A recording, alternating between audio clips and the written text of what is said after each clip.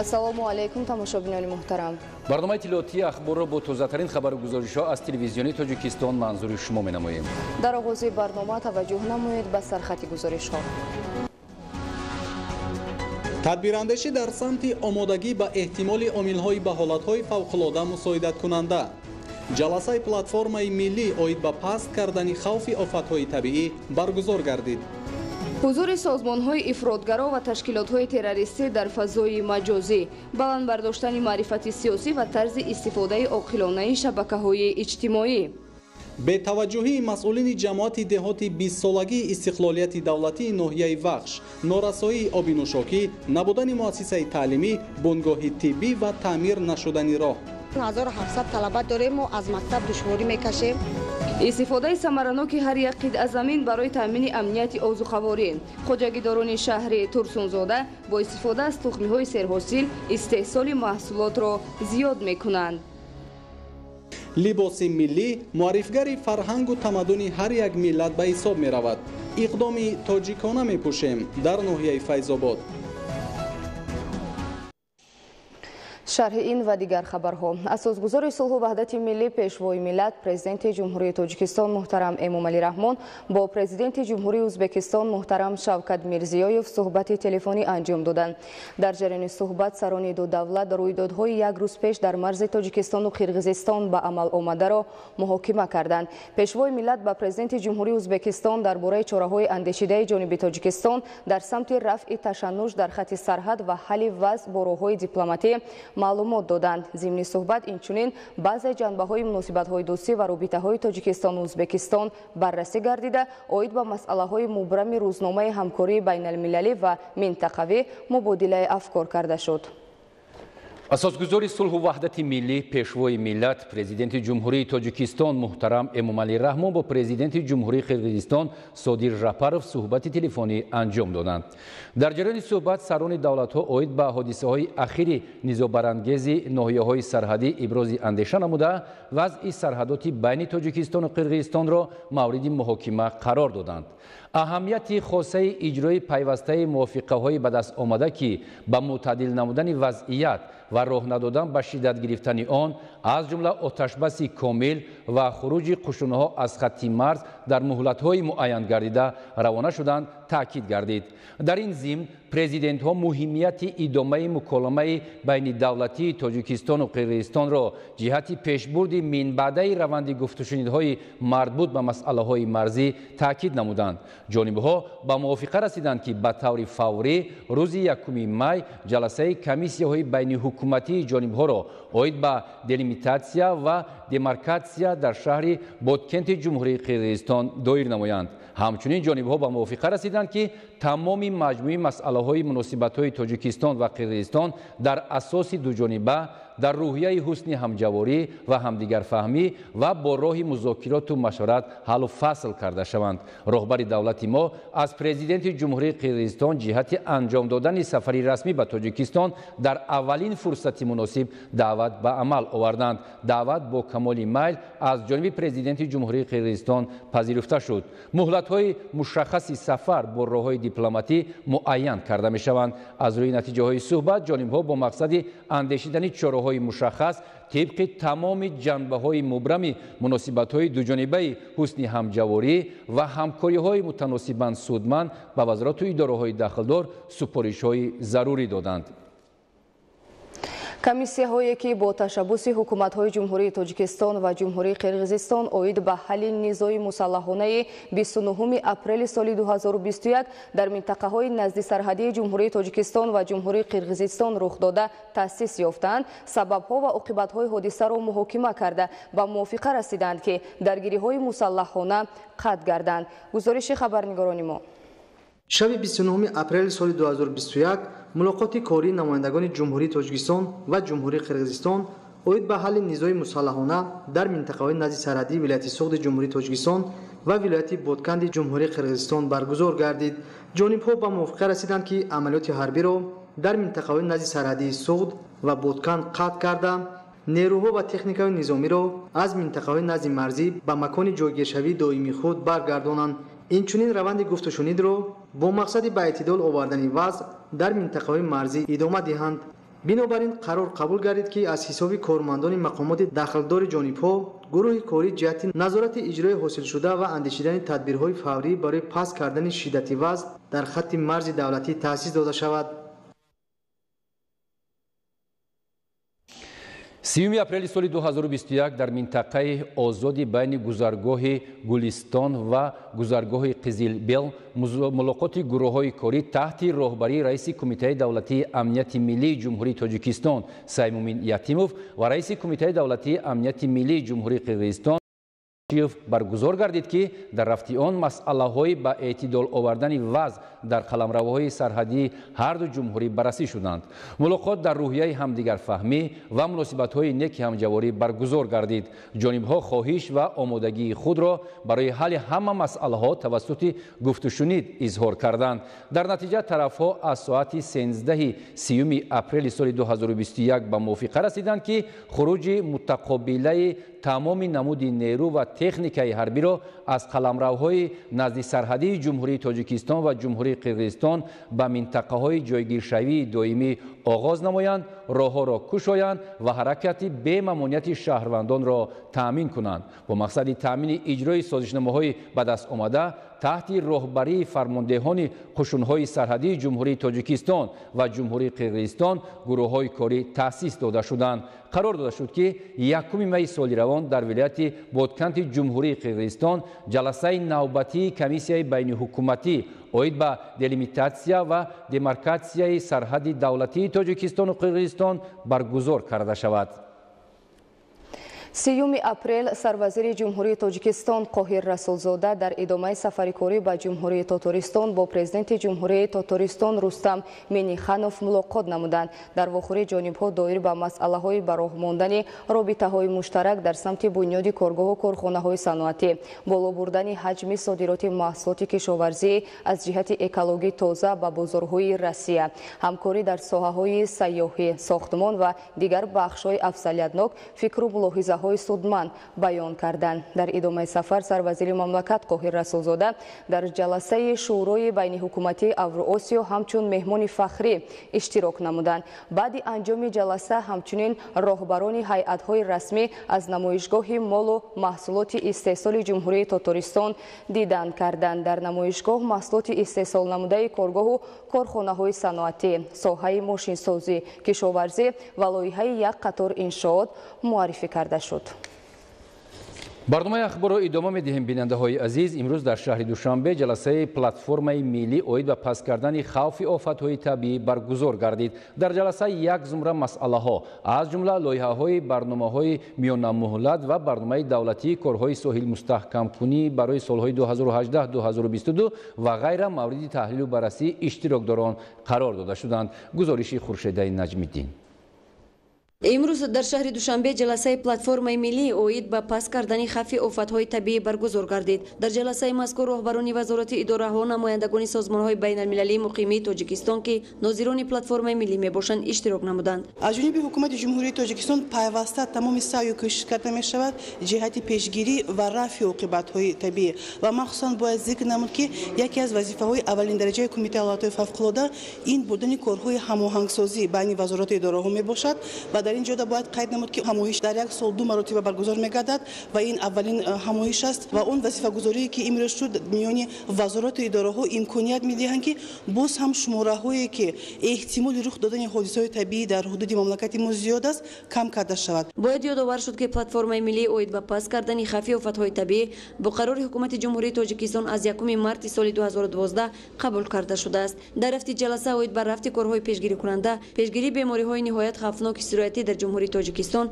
از جمله پلیومیلیت و کووید 19 و روند امکنونی، فعالیت نظام مانیتورینگ و پیشگویی روندهای گیدرومترولوژی، تشکیل مشاهده‌های ایروویزوالی در جمهوری، رفت اجرای برنامه دولتی کارهای ساحل مستحکم کنی برای سال‌های 2018-2022، اطلاعاتناکی اهالی جهت آمادگی به آفت‌های طبیعی با واسطه تلویزیون و رادیو، اجرای توصیه‌های برنامه قالبی سند وابسته به بی‌خطری مکتب‌ها در جمهوری تاجیکستان، تامین بی‌خطری حرکت در شاهراه‌های سمت دوشنبه، خاروخ، Дума, Душанбе, Чаноқ ба ҳамкориҳои байналмилалӣ дар самти пешгирӣ ва рафъи ҳодисаҳои табиӣ зимни баромади иштироккунандагон баррасӣ гардиданд.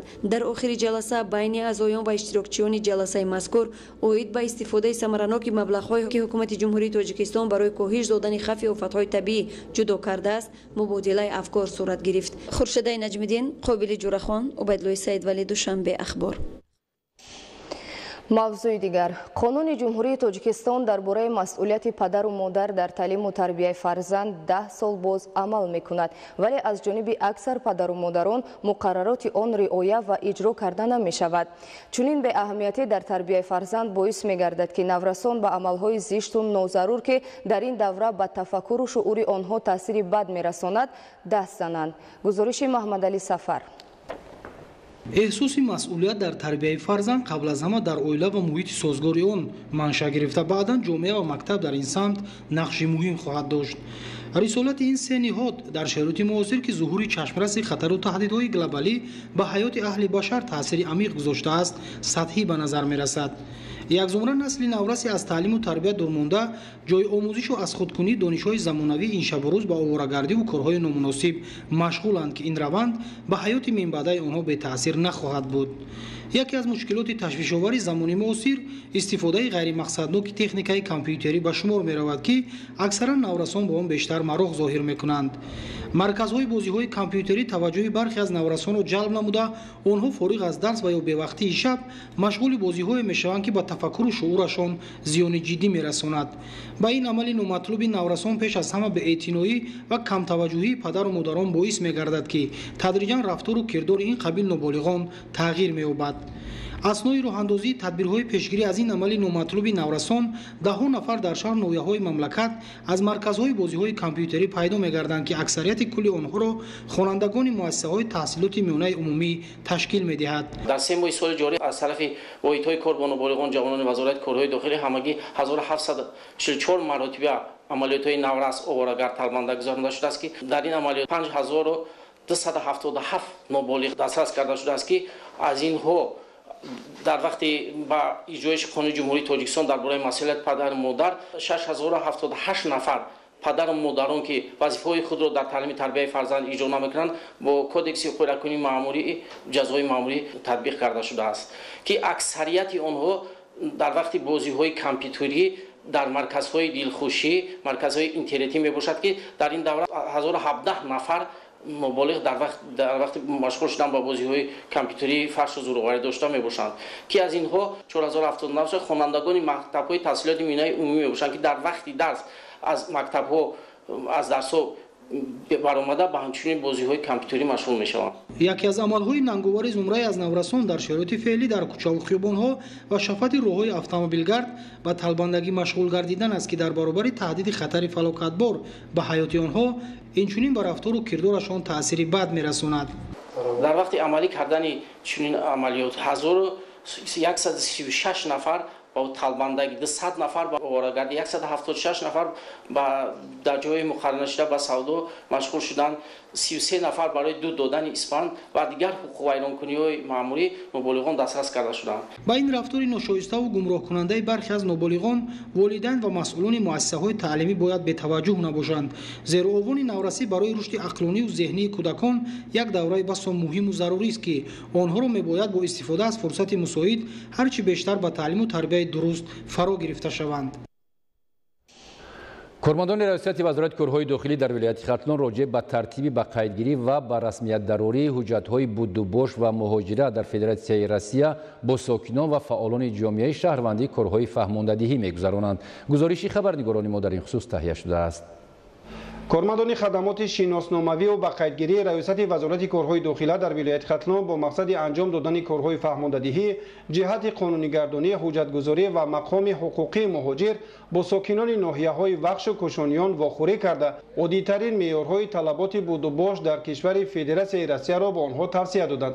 متخصصان خدمات شناسناموی و به قیدگیری ریاست وزارت کارهای داخله در ولایت ختلان طبق دستور و هدایت‌های حکومت مملکت و وزارت کارهای داخله موظف شدند که در همکاری با مقامات اجرایی حکومت دولتی، رئیسان محله‌ها، شخصان برآمد جامعه قاعده‌های قانونی حجت‌گذاری را میان مهاجران مهنتی آگاه نمایند. طور ذکر گردید تا 15 ایون سال 2021 مهاجرانی در فدراسیون روسیه قرار داشته وظیفه دارند که حجت‌های خویش را از نو به رسمیت درآورند و طلبات حتمی کشور دوست را رعایت کنند.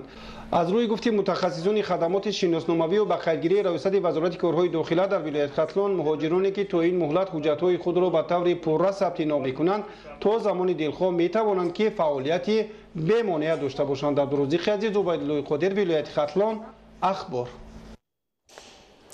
در اکادمی اداره‌کنی دولتی نزد پرزیدنت جمهوری تاجیکستان در دوره اجرای دستور و هدایت‌های پیشوای ملت پرزیدنت جمهوری تاجیکستان محترم امومعلی رحمان در سمت تأسیس کورس‌های بازآموزی راهبران وزارت و اداره‌ها و شهر و ناحیه‌های مملکت تدبیرهای ضروری را عملی می‌نمایند. گزارش محمد مومنزاده و خول محمد دولت. در اکادمی اداره‌کنی دولتی نزد پرزیدنت جمهوری تاجیکستان کورس‌های تکمیل اختصاص برای رئیسان ولایت‌ها و شهر و ناحیه‌ها مسئولان سمت محل و رهبریت مقامات اجرایی مرکزی حکومت دولتی از روی برنامه اداره‌کنی دولتی در زمان معاصر به اتمام رسید. در کورس مذکور با کورس آموزان وابسته به نقش و مقام پرزیدنت جمهوری تاجیکستان در روند دولت‌سازی نوین تاجیکان مقررات کودکس آداب خدمتچی دولتی جمهوری تاجیکستان، خدمت رسانی الکترونی در اقتصاد رقمی، مشکلات و پیشنهاد وابسته به تهیه و رفت اجرای برنامه رشد اقتصادی و اجتماعی شهر و ناحیه‌ها، تکنیکای تهیه سندهای معیاری حقوقی در جمهوری تاجیکستان، مسائل نظریوی و عملی، سیاست دولتی عاید به صنعت‌کنونی با سرعت جمهوری تاجیکستان، سروری در نظام اداره‌کنی دولتی، قانون جمهوری تاجیکستان درباره مراجعت‌های شخصان واقعی و حقوقی، نقش خدمت‌رسانی دولتی در پیشگیری گرویش جوانان به حزب و حرکت‌های اکستریمیستی و پیشگیری هیجان آموزانده شد. در روند این آموزش‌ها به ما استادانی با تجربه و سابقه‌دار جهتی مسائل‌های موضوع‌های مبرم روز و اون مسائل‌هایی که به واسطه در فعالیت کاری در موضوع‌های ضروری درس گفتند و من باوری کامل دارم که اون دانش‌هایی که ما در رفت این کورس‌ها از خود کردیم به واسطه در رفتی در فعالیت خود استفاده می‌بریم. در فرجام کورس نوبتی تکمیل اختصاص رهبریت اکادمی اداره‌کنی دولتی نزد پرزیدنت جمهوری تاجیکستان ابراز داشت که جمهوری تاجیکستان در زمان صاحب استقلالی تحت رهبری پیشوای معظم ملت محترم امومعلی رحمان در تمام ساحه‌های حیات خواجگی خلق مملکت از جمله ساحه خدمت‌رسانی دولتی به دستاوردهای نظررس مشرف گردید. محمد مومنزاده، خول محمد دولت، بهادر حسنزاده، اخبار. در دانشکده فرهنگ و صنعت تاجیکستان نیمپیکره قهرمانی تاجیکستان شاعری خلقی تاجیک دارنده جایزه ابو عبدالله رودکی میرزا ترسونزاده افتتاح کرده شد. اطراف نیمپیکره با گل و بوته‌ها و درختان آرایشی آرای یافته به یک مکان استراحت برای آموزگاران و دانشجویان این مؤسسه عالی تعلیمی تبدیل یافته است. گزارش منوچهر سلیمان و بهادر استان. در دانشکده فرهنگ و صنعت تاجیکستان به نام میرزا ترسونزاده نیمپیکره شاعری خلق تاجیک دارنده جایزه ابو عبدالله رودکی میرزا ترسونزاده در وضعیتی با تنتنه با اشتراک نمایندگان حکومت جمهوری تاجیکستان، سابقه‌داران مهنت، استادان و دانشجویان گشوده شد. طور اطلاع دادند بلندی نیمپیکره 3 متر بوده، اطراف آن با گلگشت زیبای از گل و بوته‌ها و درختان آرایشی آرای یافته است که به یک مکان استراحت برای استادان و دانشجویان تبدیل گردیده است. گذاشتن نیمپیکره این شخصیت بزرگ تاریخی عامل مهم برای آموزش روزگار گذشته پرشهرت نیاگانمان و سبق آموزی برای رشد آینده دولتداری مستقل تاجیکستان ارزیابی می‌گردد. اقدام مذکور بخشیده به 110 سالگی استاد میرزا ترسونزاده را اندازی گردیده است. استاد ترسونزاده نام ملت تاجیک را در زمان زندگیش در تمام عالم مشهور گردانده است. در اون مایه اشعار میرزا ترسونزاده بسیار پربار است. مهمترین موضوعهای روز موضوعهای بشری در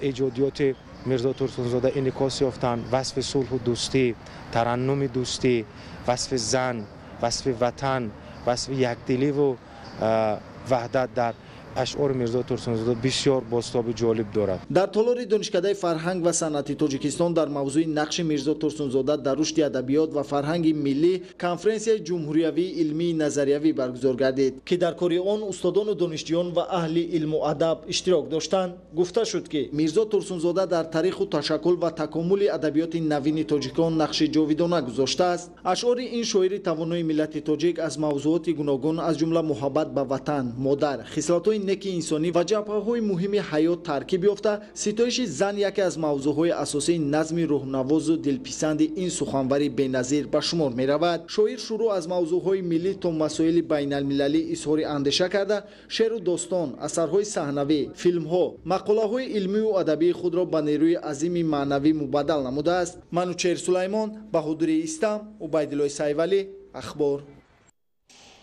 امروز در شهر دوشنبه کنفرانسیای 16 علمی عملی عالمان جوان و دانشجویان وطنی و خارجی با اشتراک کارشناسان و نمایندگان تشکیلات و اداره‌های داخلدار در موضوع مسئله‌های نو علمی طب و دورنمای حل آنها برگزار گردید. گزارش با بوکالون امینزاده.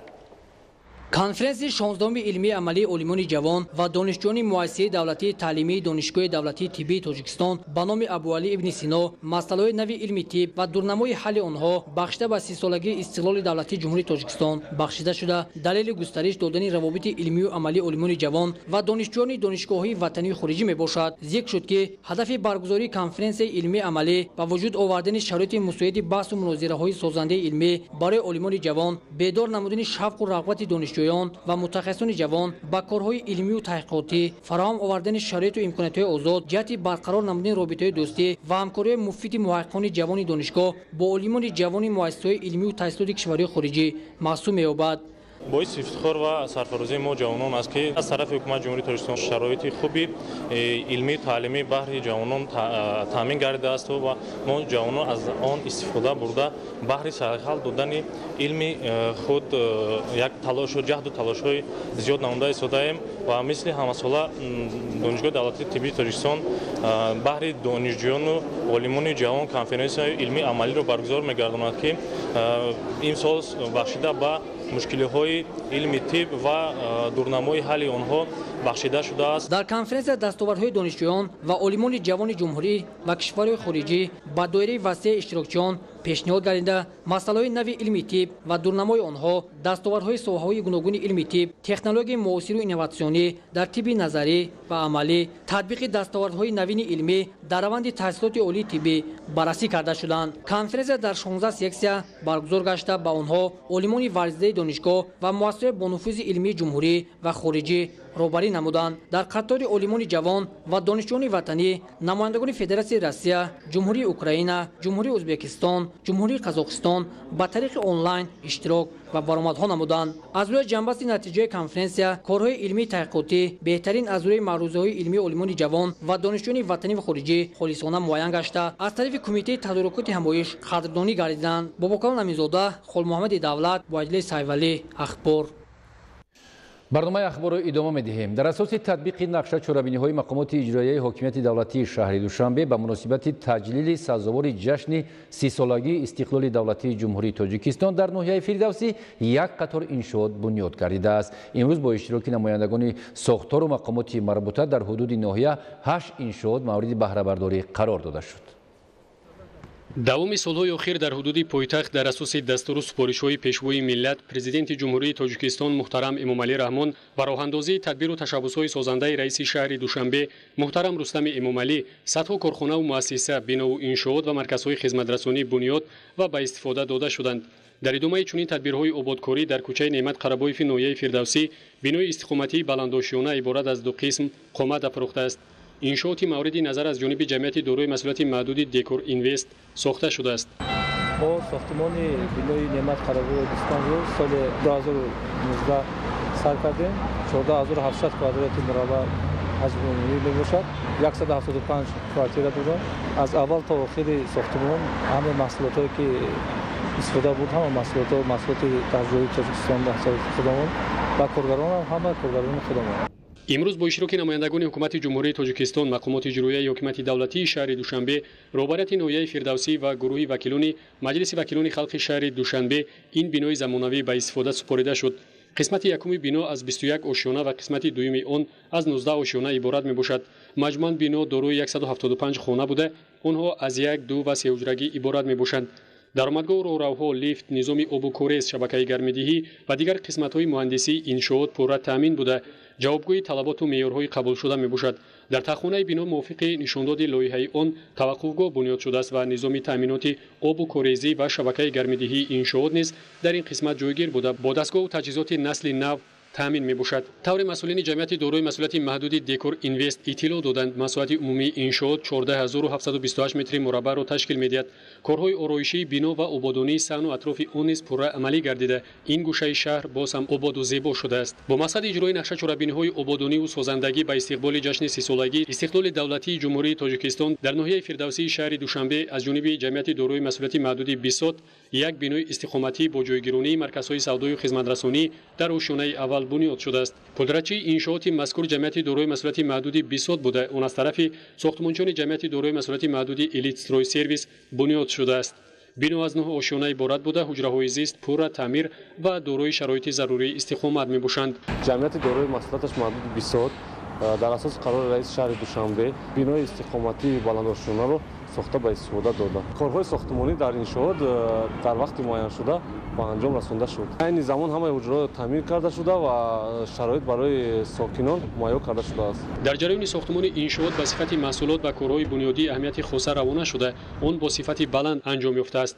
بنا از یک درآمدگاه عبارت است و ساختمانچیان به کارهای آبادانی صحن و اطراف انشاءات توجه خاصه ظاهر نموده. آن را با رعایت قاعده‌های موجوده عملی نمودند. در آشیانه یکم انشاءات مرکز خدمترسانی و هنرهای مردمی تشکیل شده است که حالا فعالیت نظررس دارد. در تخانه بنا توقفگاه زیرزمینی نیز ساخته شده است. در کوچه نعمت قره‌بایف ناحیه فردوسی نیز دو بینای استقامتی بلندآشیانه ساخته شده است. کارهای ساختمانی موافق لایحه بنیاد گردیده است و در تخانه بناها از جانب صاحبکاران در اساس نشانداد لایحه و طرح ساختمانی مرکزهای سودای و خدمترسانی تأسیس داده شدند. بینای استقامتی در کوچه نعمت قره‌بایف 75/6 از 46 خانه عبارت بوده. مساحت زیستی آن 2800 متر مربع می باشد.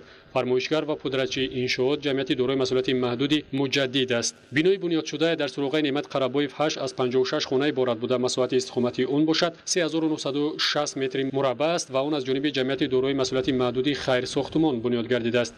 در زمینه اعلان گردیدن صنعت کنونی با صورت مملکت همچون هدف چهارم ملی در پایتخت به ساختمان کارخانه‌های صنعتی توجه خاص ظاهر کرده می شود. در این زمینه در ناحیه فردوسی شهر دوشنبه کارخانه استحصال آب‌های تشنه‌شکن بنیاد گردیده است. این کارخانه صنعتی در کوچه دوری جنوبی ساخته شده. ساکنان محلی در آن با جای کار دائمی تامین شدند. کارخانه ما آبی دیار است. 6-7 نمود آب‌های تشنه‌شکن استحصال می شود. با 30 نفر زیادتر شهروندای ساکنان شهر دوشنبه را در کار دادگی می‌شوند. دستگاه استحصال کارخانه ما را ترکی استحصال کردگی می‌شود. آبی که ما خود ما استحصال کرده می‌بریم، آبی چشمه از ورزاب می‌بریم. در یک روز 1 تن زیاد آب استحصال می‌کنیم. نمایندگان حکومت جمهوری تاجیکستان، مقامات اجرایی حکومت دولتی شهر دوشنبه و رهبریت ناحیه فردوسی با فعالیت این کارخانه استحصالی از نزدیک شناس شدند. طور رهبریت کارخانه استحصال آب‌های تشنه‌شکن اطلاع دادند عین زمان 7 نمود آب‌های نوشاکی رنگه و معدنی استحصال کرده می‌شود. کارخانه پورا با خطای موثر تکنولوژی تامین بوده. استحصال آب‌های با صفت به راه مانده شده است. تقویت فعالیت چنین کارخانه‌ها برای رشد تولیدات داخلی و کاهش دادن واردات محصولات همسان از خارج کشور مساعدت فعال می‌نمایند. در ناحیه فردوسی شهر دوشنبه جمعیت دارای مسئولیت محدود 5 کن LTD فعالیت می‌نماید که آن با استحصال نوع‌های گوناگون مبل مشغول است. در دایره وسیع نمودن کار کارخانه رهبریت آن خطای نوی تکنولوژی وارد ساخته شماره جای‌های کاری را نیز بیشتر نمودند. عین زمان 15 نفر با جای کار در زمینه فعالیت بخش‌های استحصالی جمعیت دارای مسئولیت محدود 5 کن LTD تامین شدند. حالا در این کارگاه خرده استحصالی 7 نمود مبل استحصال کرده می‌شود. علاوه بر استحصال مبل در یک قسمت جمعیت کارگاه استحصال سچاق‌های کاغذی تشکیل شده است. عین زمان در یک شبانه روز 500 بسته سچاق کاغذی استحصال کرده می‌شود. صاحبکاران نقشه دارند که در آینده فعالیت این بخش کارگاه را توسعه بخشیده استحصال نوع‌های دیگری محصولات را راه‌اندازی نمایند. در دایره کارهای آبادانی و سازندگی و تطبیق نقشه چهاربینی‌های 30 سالگی استقلال دولتی جمهوری تاجیکستان مسئولین تعمیر بینای شعبه وزارت کارهای داخلی یک در ناحیه فردوسی شهر دوشنبه را هم عملی عملی نمودند. این تدبیر با سهمگیری کارمندان انجام شده است و حالا بعد تامین بنا و حجره‌های کاری آن در اینجا شرایط بهتری فعالیت برای کارمندان شعبه وزارت کارهای داخلی یک در ناحیه فردوسی فراهم آمده است. در این روز همزمان قصر ورزشی اتفاقی کسبه بعد از نوسازی و ساختمان بناهای ایلوگی به استفاده سپرده شد. مجموعه دارای 4 بنا، 4 تالار ورزشی، میدانچه ورزشی تابستانه بوده. در آن از روی نمودهای فوتبال خرد، تکبال، تکواندو، جودو، ششکای شاهمات و تنیس روی میز تمرین‌ها گذرانیده می‌شوند. در مجمع همچنین مهمانخانه برای 24 جای فعالیت می‌نماید. بنیاد و تعمیر و نوسازی انشاءات ورزشی دوام سال‌های اخیر باعث به آن گردیده است که در پایتخت رشد و عمومیت ورزش تامین کرده شود. بعد تعمیر و نوسازی اکنون قصر ورزشی اتفاقی کسبه دارای شرایط معاصر تمرین و مشق ورزش شده. همه روزه از آن نسل جوان کشور به طور وسیع استفاده می‌نمایند. فعالیت این قصر ورزشی را مسئولین باز یک قدم استوار در راه سالمی جامعه ارزیابی نمودند. баробари раванди босуботи созандагӣ дар ноҳияи вахш камбудиҳое низ ҷой доранд ки боиси нигаронии сокинон гардидааст. агар сокинони деҳаи бӯстони ҷамоати деҳоти 20-солагии истиқлолияти давлатии ноҳия аз норасоии об танқисӣ дошта бошанд, дар деҳаи иттифоқ набудани муассисаи таълимӣ, бунгоҳи тиббӣ, таъмири роҳ ва тоза нагардидани ҷӯю заҳкашҳо мушкилоти дигарест ки боиси нигаронӣ гардидааст. мавзӯъро хабарнигорони мо идома медиҳанд.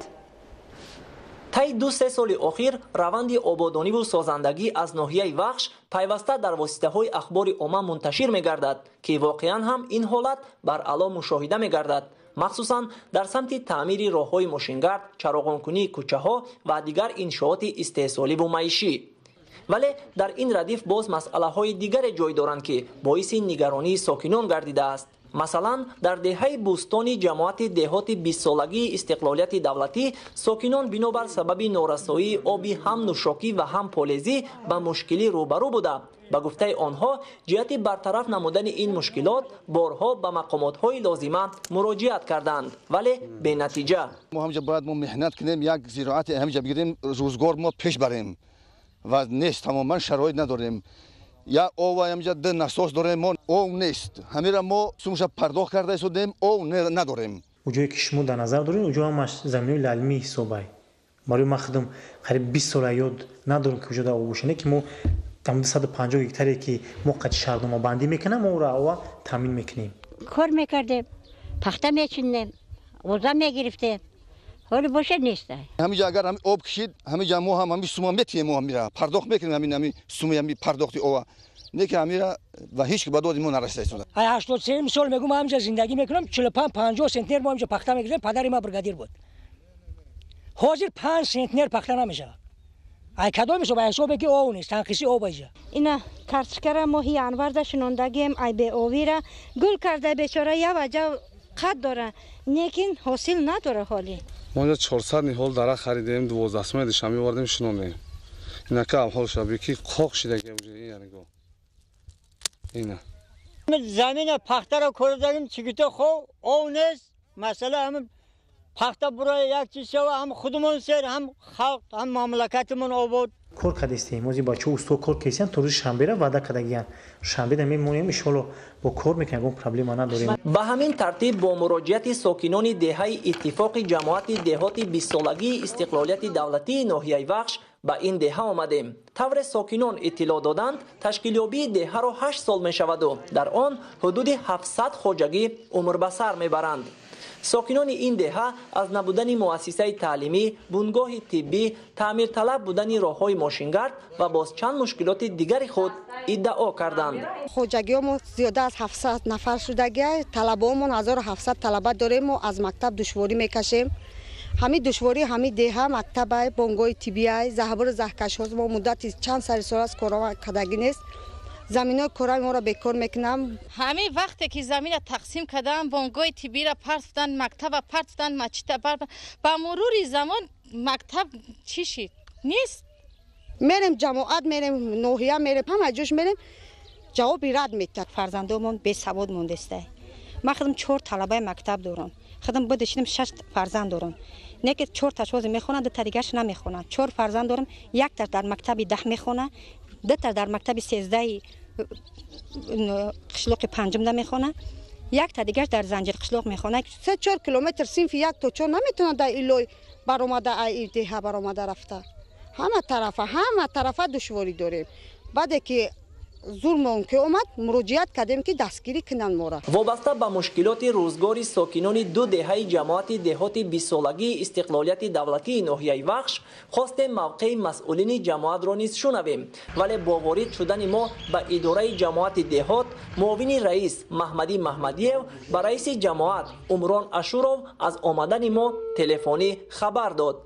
چون رفت صحبت تلفنی در حالت بلند شنوایی بود، ما نیز فهمیدیم که رئیس جماعت دهات 20 سالگی استقلالیت دولتی ناحیه وخش گویا فعالیت و اداره دولتی را خانه شخصی خود خیال میکرد و با خطاب به معاونش سفارش داد که یگان کس را قبول نکنید. این مسئله چندان مهم نیست. مهم آن است که ساکنان را قبول نمایند و برای حل مشکلاتشان مساعدت نمایند. ساکنان دهه‌های بالاذکر باوری دارند که مسئولین مقامات اجرایی حاکمیت دولتی ناحیه و دیگر نهادهای مربوطه در همکاری با صاحبکاران همت بلند و آبادگر برای حل مشکلات جای داشته و تأمین زندگی شایسته آنها نیز چاره اندیشی می‌نمایند. برنامه اخبار رو ادامه می‌دهیم. بیننده های عزیز، در شهر ترسونزاده با مقصد اجرای دستور سپارش‌های حکومت جمهوری تاجیکستان در سمت استفاده ثمرناک زمین‌های نزدیک‌حوالگی و پرزیدنتی، کشت زراعت و استحصال و ذخیره ضروری مواد خوراک تدبیرهای ضروری عملی کرده می شود. ثمرناک استفاده بردن زمین، استفاده از تخمی‌های سرحاصل، زیاد نمودن استحصال محصولات از نقشه‌های اصلی خواجگیداران شهر محسوب می‌یابند که به اندیشه آنها باعث می‌گردد که میدان کشت وسیع گردیده اهالی به مواد غذایی تامین گردد. گزارش گلچهره ستار. کشاورزان شهر ترسونزاده در استحصال محصولات با صفت وطنی تجربه بی‌نظیر دارند و فرهنگ بلند زمین استفاده بریشان باعث پیروی است. میدان عمومی زمین‌های تعیینات کشاورزی داشته در شهر 117,539 گکتار، زمین‌های کارم 17,334 گکتار، از آن کارم آبی باشد 9,223 گکتار را در بر می‌گیرد که پوره به کشت زراعت‌های گوناگون فرا گرفته شدند. دهقانان شهر ترسونزاده امروز در زمین‌های نزدیک‌حوالگی، در زمین‌های خوجگی‌های یورسون، در زمین‌های خوجگی دهقانی که به واسطه سهامداران خوجگی دهقان در یکجایی و طور کلکتیوی کار میکنند، بسیار یک زمین رو ثمرناک و عاقلانه استفاده میبرند که در یک سال زیاده از 3 حاصل قریب در زمین‌های شهر ترسونزاده کشت کرده میشود. محصولات بروقتی علاقه پمیدور، بادرینگ قریب که زیر پلیونکا هستند، قلفینای پورا به فروش برآورده شدند. کارتوشکایی که در زیر پلیونکا کشیدند امروز به فروش برآورده شدند که این هم باشد برای پس کردن نرخ و نوای بازار و تامینات وزقواری خیلی به مردم کمک می‌رساند. تجربه در زیر پلیونکا کوریدن و پرورش کارتوشکای بروقتی، بادرینگ و پمیدور و دیگر نمودی محصولات اگر از یک جانب اقتصادیات خانوادگی سهامداران دهات را مستحکم سازد، از طرف دیگر فراوانی بازار و طلبات خریدار را نیز قانع می‌گرداند. خانه آبادی مردم شهر ترسونزاده از برکت مهنت است. این کشته‌های سبز از آن شهادت می‌دهد که سهامداران 2601 خوجگی دهقانی هر قطعه زمین را ثمرناک و عاقلانه استفاده برده با بلند برداشتن نشاندادهای استحصالی اولا اقتصادیات خانوادگی خود را مستحکم می‌سازند و بعداً بازارهای استعمالی را با محصولات تر و تازه کشاورزی تأمین می‌نمایند. مساحت عمومی زمین‌های نزدیک‌حوالگی 6664 گکتار، از آن آبی 3007 گکتار و زمین‌های پرزیدنتی باشد 3203 گکتار است که هر یک عائله دهات از آنها با ثمر و عاقلانه استفاده می‌برند. همه چیز کشت می‌کنیم. کارتوشکی هم هست، پیاز هم هست، پمیدور و قلمفوری شیرین، همه چیز هست. 20 سانتی متر زمین خالی نیست برای ما، برای احتیاج خود ما میکاریم. در جماعت دهات جوره رحمان ساکنانش از هر قطعه زمین حاصلخیز با منفعت استفاده برده از ثمره مهنت روزگاری آباد و زندگی شایسته دارند. در جماعت دهاتی به نام جوره رحمانوف 370 عدد خوجگی دهقانی فعالیت میکند. اکثرا خوجگی دهقانی جماعت جوره رحمانوف انگور پرور میباشد همچنین با سبزیجاتی مشغول میباشد. دهقان امروز محصولاتش را از داخل خود خوجگی دهقانی میتواند به سودا برآورد یا به فروش برآورد. بعد زمین که پر به دهقان وابسته کرده شده است بسیار یک درآمد خوب هم از حساب زمین امروز گرفته ایستادند دهقانان شهر ترسونزاده. از همین حسابی که درآمد خوب امروز به دست میبرند مردم بسیار یک هوسمندی خوب دارند آید به زمین. در یک سال گرفتن زیاده از 3 حاصل، استفاده مقصدناک زمین‌های پرزیدنتی، نزد حولگی و سهمی که در خوجگی‌های دهقانی دارند به مردم زحمت پسند این دیار امکان فراهم می‌آورد که ذخیره کافی محصولات برای احتیاجات خانواده را قانع و سبد استعمالی و بازارهای داخلی را با سبزیجات تر و تازه تأمین نموده و باقی مانده‌اش را صادرات نمایند. در ناحیه نورآباد کشت کартошка ادامه دارد. دهقانان برای زیاد شدن میدان کشت و استحصال کартошка از زمین‌های موجوده عاقلانه و ثمره‌ناک استفاده می‌برند. گزارش دیگل محمود از ناحیه نورآباد. اقلیم و شرایط ناحیه نورآباد برای رشد ساحه کشاورزی خیلی هم سازگار بوده. همساله با دستگیری حکومت جمهوری تاجیکستان تدبیرهای ضروری راه اندازی می‌گردد تا بدین وسیله میدان کشت و استحصال محصولات محلی از جمله کартошка مرحله به مرحله افزاید. با گذاشتن به شکل‌های نو خوجگیداری در زمینه سابق خوجگی‌ها قریب 1000 عدد خوجگی‌های دهقانی تشکیل گردیده. بدین وسیله 8560 نفر سهامداران صاحب جای کاری شده. استحصال محصولات کشاورزی نیز افزوده ایستاده است. سال روان با مساعد آمدن باد و هوا در مقایسه با سال گذشته اهل زحمت خوجگی ها کشت زراعت های کشاورزی را در حدود موضع های برای کартошка پیش بینی شده پیشتر آغاز کردند. این است که در حدود یک قطار جماعت های دهات از جمله موجیخرف، پنداوچه و چنار شماره زیادی خوجگی ها کشت کартошка را به آخر رسانیده ایستادند. با گفت دهقانان صاحب تجربه ناحیه نورآباد باد و هوای امساله برای کشت زراعت های کشاورزی به خصوص کартошка خیلی هم مساعد آمد. از زیرا اهل زحمت خوجگی ها از زمین های موجوده عاقلانه و ثمره‌ناک استفاده برده بهر آن کوشش دارند تا میدان کشت زراعت ها را در قیاس به سال گذشته باز هم زیاد کنند. زیرا در شرایط کوهستان دهقانان از کартошка کاری درآمد زیاد میگیرند. سال گذشته در میدان 20 هکتار کартошка کاری داشتیم. اصلا زندگی ما حساب همین کартошка پروری است. این سال اقدام گرفتیم که بود کشت کартошка ما زیادتر کنیم تا که باغ بازار داخلی کدی ناحیه این شهر شنبه تامین کرده بتونیم. سال گذشته ما در میدان 22 هکتار هر یک هکتار 25 تن تا 30 تن گرفته گیردیم. هر یک هکتاری به زمین کартошка بیشتر خوجگی های کشاورزی ناحیه نورآباد در جاده پرورش و رویانیدن حاصل فراوان زراعت ها مخصوصا کартошка و غله تجربه بای دارند. از زیرا اهل زحمت خوجگی ها بهر آن جد و جهد دارند که با زیاد نمودن میدان کشت و استحصال کартошка در تامین بازارهای کشور عزیزمان با محصولات خصوصیت محلی سهم با سزای خود را گذارند. ایدگل محمود دادرجان میرزازاده برای برنامه اخبار از ناحیه نورآباد. شدگاری با صفت زمین و وسعت کشت کартошка در ناحیه تاجیک‌آباد در آینده فراوان حاصل را تامین می‌کند. این روزها با مساعد آمدن وضع هوا زمین استفاده برندگان همه شکل‌های خوجگیداری ناحیه برای اجرای دورنما فعالیت نموده از تخمی کартошка سرحاصلی به اقلیم مطابق کشت را به راه ماندند. گزارش خبرنگاران ما از ناحیه تاجیک‌آباد تهیه شده است. سال روان طبق دورنما در ناحیه تاجیک‌آباد در همه شکل‌های خوجگیداری در 2086 هکتار زمین کартошка کشت کرده می شود. شدگار زمین با رعایت طلبات اگروتکنیکی گذرانده شده امروزها کشت کартошка با سرعت ادامه دارد. خوجگیداران از نوع‌های تخمی کартошка کاردینال، پیکاسو و تاجیکستان که به اقلیم و شرایط خاک ناحیه مطابقند کشت کرده در آینده حاصل بلند را انتظارند.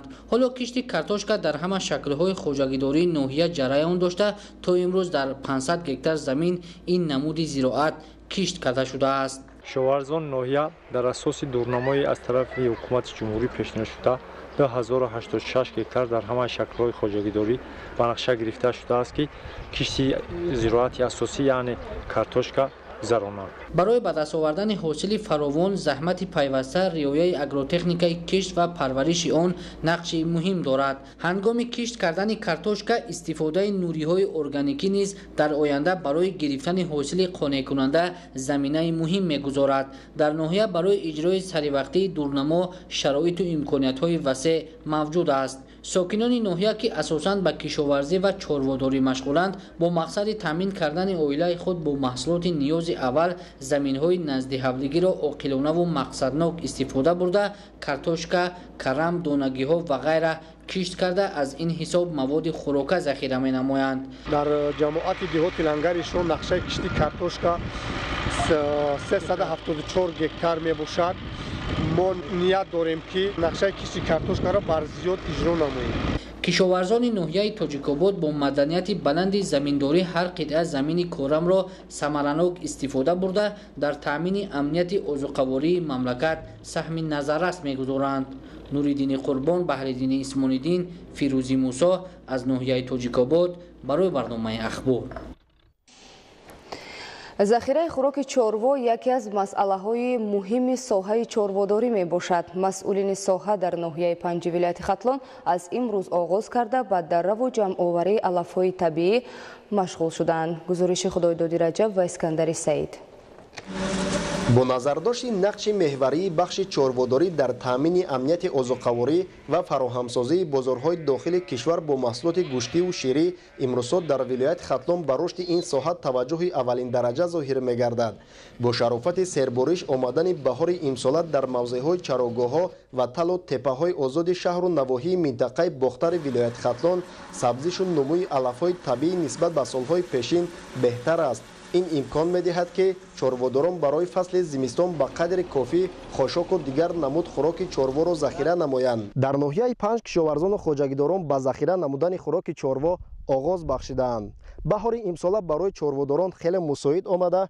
امروزها دهقانان از علف‌های طبیعی تل و تپه‌ها استفاده برده ایستادند. چگونه مشاهده می‌گردد علف‌های طبیعی خودروی بیش از 1 متر قد کشیده است و خواجگیداران نیت دارند که نقشه برزیمه داشته را سر بلندانه اجرا نمایند. طبق دورنمای امسال خواجگی‌های چارواپروری ناحیه 5 باید برای زمستان گذرانی 34600 تن خاشاک درشت ذخیره نمایند. زیاده از 558 تراکتورهای گران‌تمام وجود دارد که تکنیک‌های علف‌درو را بر صحرا سفربر کردیم برای جمع‌آوری علف‌های طبیعی که در تپه‌های امسال نظر به سال‌های دیگر بسیارتر است.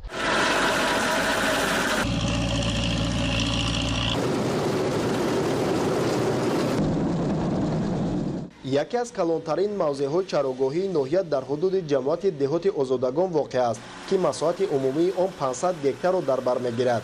امسال در برابر دیگر نوع علف‌های برای خوراک چاروا در این موضع سرسبز رستنی‌های خودروی رشقه‌کهک، جوکهک، نخودکهک و به این مانند دیگر نمود علف‌ها رویدند که از لحاظ غذانوکی بهترین نوع خوراک چاروا دانسته می‌شوند.